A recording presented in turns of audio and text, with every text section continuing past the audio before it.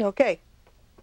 So let us go ahead and talk a little bit about, say, wisdom literature.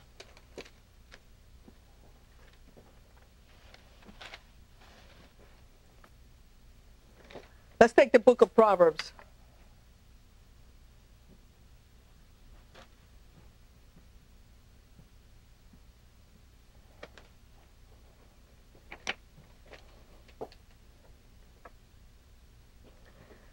Perhaps one of the biggest misgivings or mistakes that are made with the book of Proverbs is that people take the book of Proverbs as a promise.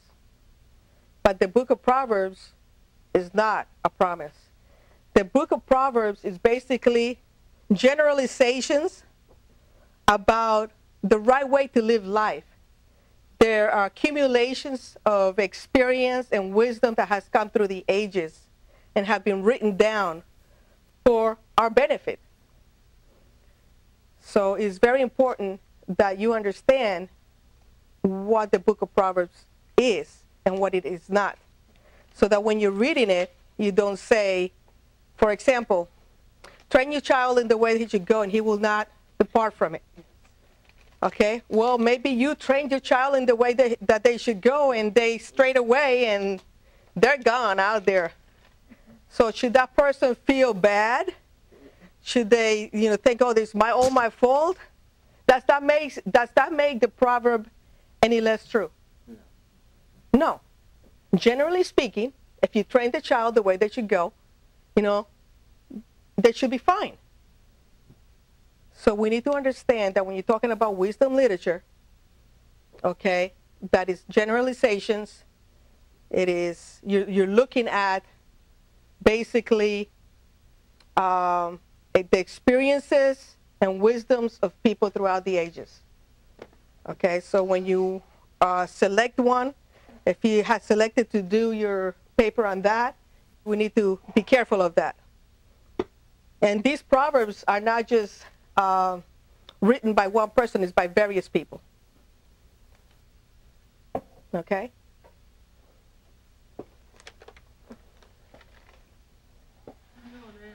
Mostly attributed to Solomon for whatever reason. But not all of them. Not all of them are. Okay. Then we want to go ahead and look at Psalms.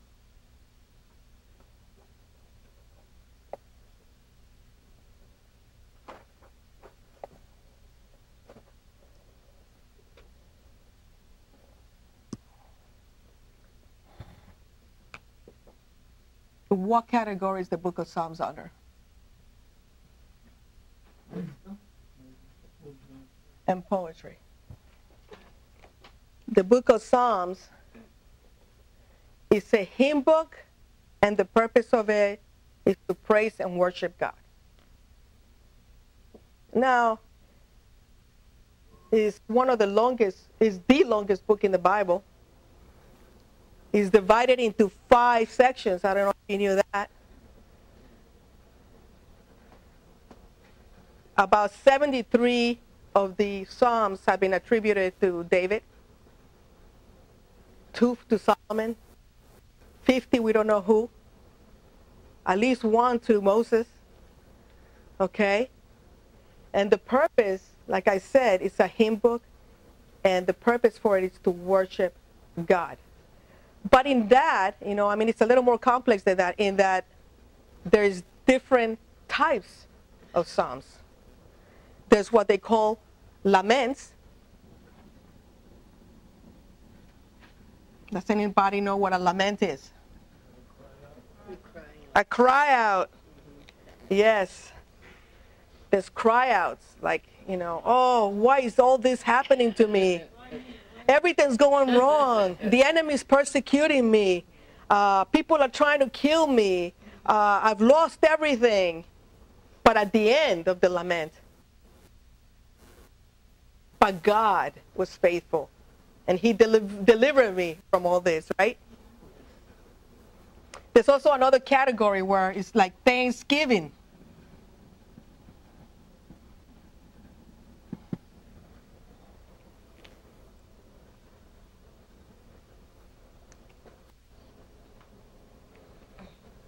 There's another category where it's kind of like talking about history, even like a historical psalm. In individual history, some of those, and we're going to look at one today, is David himself. Psalm 34, where he goes into a city and pretends to be crazy. Okay? And then he writes that. Okay? We also have some psalms that are wisdom, that talks about wisdom. And this is just a few of the categories. What is important to know about the Psalms, and when you're looking at the book of Psalms, is that it's worship, and what you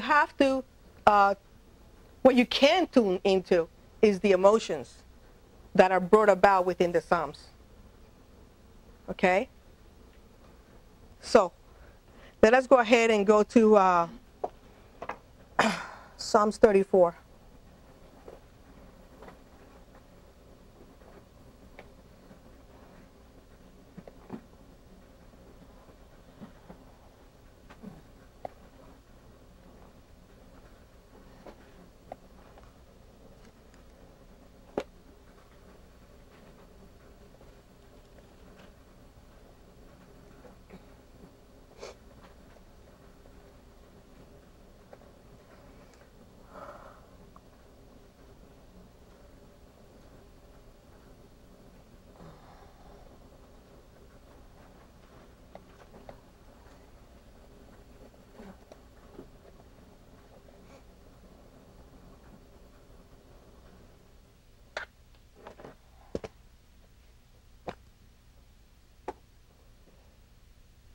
This is from the ESV. What does it say there? It says, taste and see that the Lord is good. And it says, this was written by David when he changed his behavior before Abimelech, so that he drove him out and he went away. I will bless the Lord at all times. His praise shall continually be in my mouth. My soul makes its boast in the Lord. Let me humble here and be glad. Oh, magnify the Lord with me, and let us exalt his name together.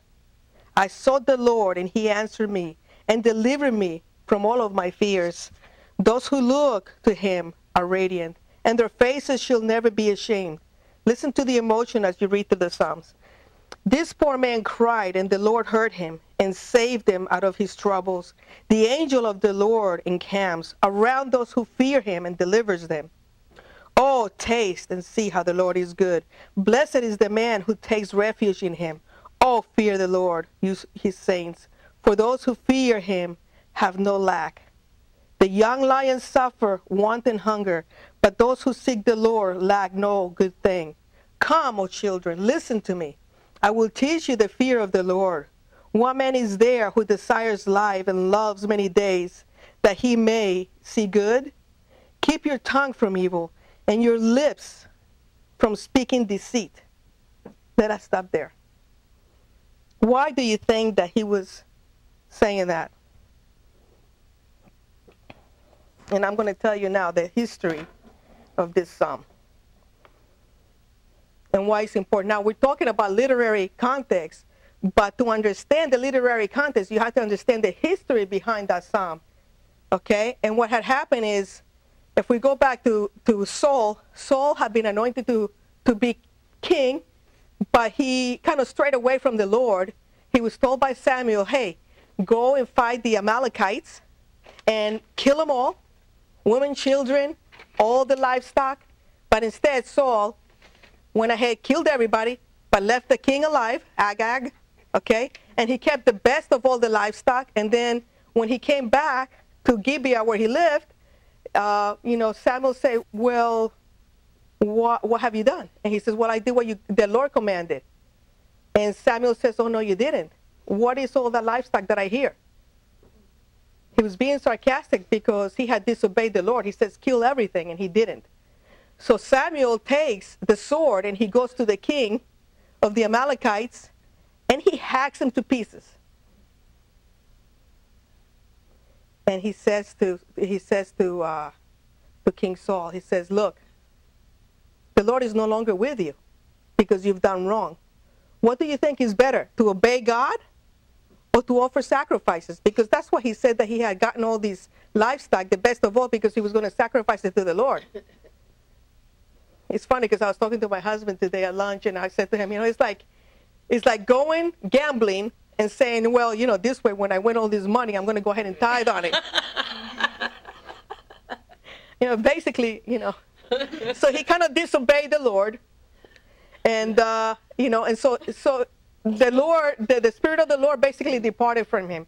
And so then what happens is Samuel is told, go and anoint another. So he goes to the house of Jesse, right, and he's looking at his sons, because he's been told that that's where he'll find the next king, right? And David's not there. He's out where? Mending the sheep, right? So anyway, you guys know the story. He finally gets anointed, and then right after that, it says that the Spirit of the Lord fell upon him greatly. Okay? And then right after that, because the Spirit of the Lord had left Saul, an evil spirit came into him, and he was basically tormented by it. And then somebody mentioned to him, hey, perhaps what you ought to do is get somebody, I know a guy who can play music, and he can come and play for you, and he will soothe you, and he will send the evil spirit away. Who was that person? It was David. And so, so David goes over there, and he's playing the harp, and he's, helping Saul, even though he had already been anointed king. Okay, but of course, this was in that time that he was young. He was his weapon bearer. Okay, and then what happens is, as Saul is going out to fight the Philistines and stuff, David is going back and forth from Saul's place to the pastures to feed the sheep, and he hears his older brothers have gone to war with Saul, and he hears, that the Philistines, Goliath, has put up a challenge. To make a long story short, we all know he takes the challenge and he wins. Well, he becomes very popular among the people because of this.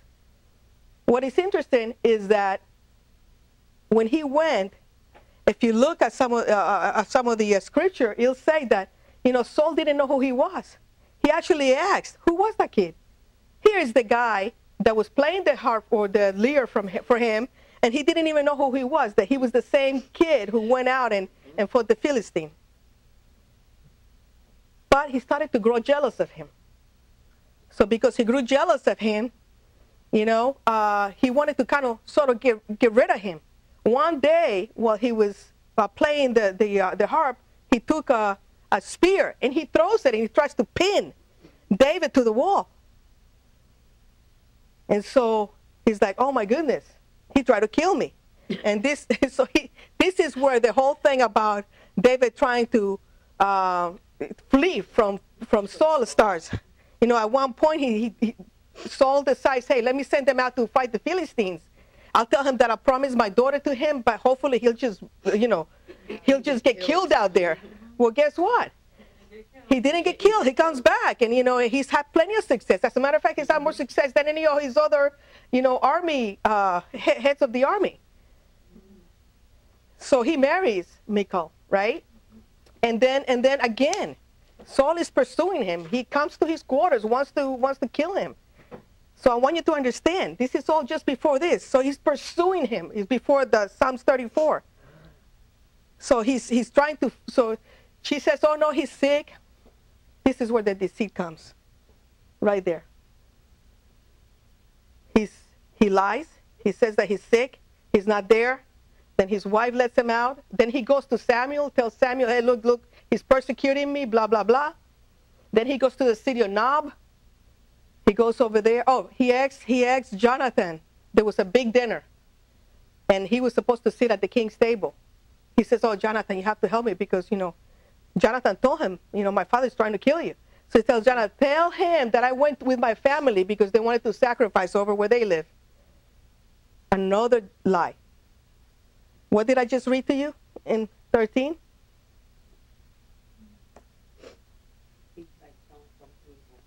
Yes. he started this line of deception. A line of deception. Then he goes to Nob, and over there with the priest. And he tells, in the priest sees him, he sees that he's alone. He says, what are you doing here all by yourself? He says, oh, I'm on a secret mission. But by the way, do you have any food? Do you have any weapons? You know? And so he gives him the sword of Goliath that he had killed. But that was also a deception. And what happens when Saul finds out that he had been over there, he goes over there, he kills like 85-something priests. And he's still fleeing away from him. So then he goes, from there, he goes to the city of the Philistines, where the king, tries to find refuge at the very city of the king of the Philistines. Who's the Philistine? Goliath was this Philistine. He's thinking, I'm going to go over there. Somebody recognizes him. Somebody recognizes him. And so that he won't be killed, what does he do? He makes believe that he's a crazy man, blah, blah, blah. And they say, oh, well, he's crazy anyway, so we don't care that he's the one that slay Goliath. Okay? And that is how Psalms 34. Okay, so if you were doing, that's the historical.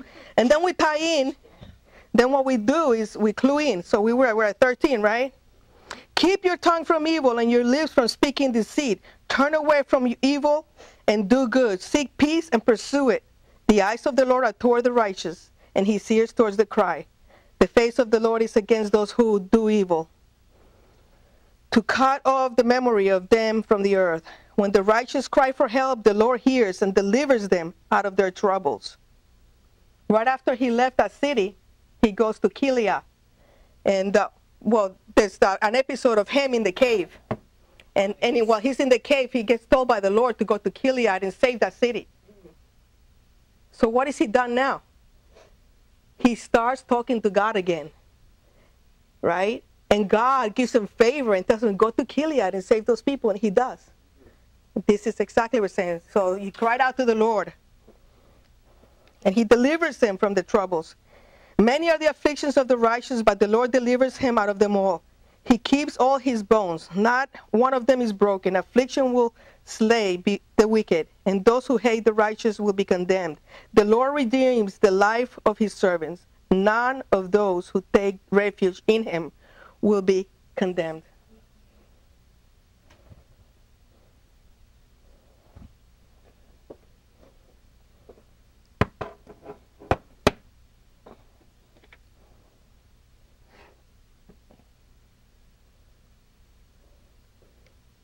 This is just, it's 7:56, so I don't have too much more time to go into this, but I had looked up, and I was talking to Sean just before class. When Saul was anointed, the Bible says, if you go back and look in 1 Samuel chapter 9, it says that he was anointed to be prince. It doesn't really say anointed to be king. And if you look in the King James Version, it says captain. If I go back and do a word study, so we're talking grammatical, if I go back and do a word study on that, I find that the word meant actually ruler, leader, but not king. Okay? If you guys want to look at that this weekend, or the week that you're off, then go back and look at when David was anointed. In 1 Samuel chapter 16, verse 1. And he says, and God wanted to find himself a king. And he uses what word? If you go back to the Hebrew, Melech, which means king. Melech? Yeah, M-E-L-E-K. Okay. Yeah, and that's the thing. It also says that this is a transfer of the people of Israel going from a theocracy, or being ruled by God through the prophet Samuel, to being ruled by a monarch, Saul. It was not God's wish for them to do that, but they did that on their own. They asked for the king. They did not reject Samuel. They rejected the Lord himself. Now David, And this is another interesting thing. When you look at David's name, it means beloved. When you look at Saul's name, it means desired. I don't know if there's anything in that, but desired by the people, but David was beloved of God, beloved by God. He was anointed ruler, prince. David was anointed king. Take a look for yourself and see. Now, this is just something that I found. I'm studying right now for my master's class. But take a look and see. It's amazing the differences in those two. And you will be pleasantly surprised what you can find when you do little word studies like that. Yeah, so. And why is it that if he was anointed king, he couldn't be the king when Saul was alive? Why was it? Well, there is a verse in there where it says, because he had the opportunity to kill Saul when he was in the cave. Remember, he cut a piece of his cape. He says, but he will not touch the anointed. Because he's anointed. At one point, he was anointed of God to be a ruler. Yes. So he was respecting and honoring God. Okay? All right, well, that kind of sums up today's lesson. It's 8 o'clock. Does anybody have any questions on their assignments or anything? This paper is through Saturday. Halloween? No, not the historical. Oh, it's after we come back, yes. But we do have a quiz. There's a quiz, right? While we are out, there's a quiz that is due on the first book, Grasping God's Word. That's this coming week? Yes. The test? Remember, next week we're not here. But when is It's the test? yeah, the quiz. It's not a test, it's a quiz. I mean, the quiz. When is Yes, the quiz? that's next week. You got it there? Yeah, it's next week.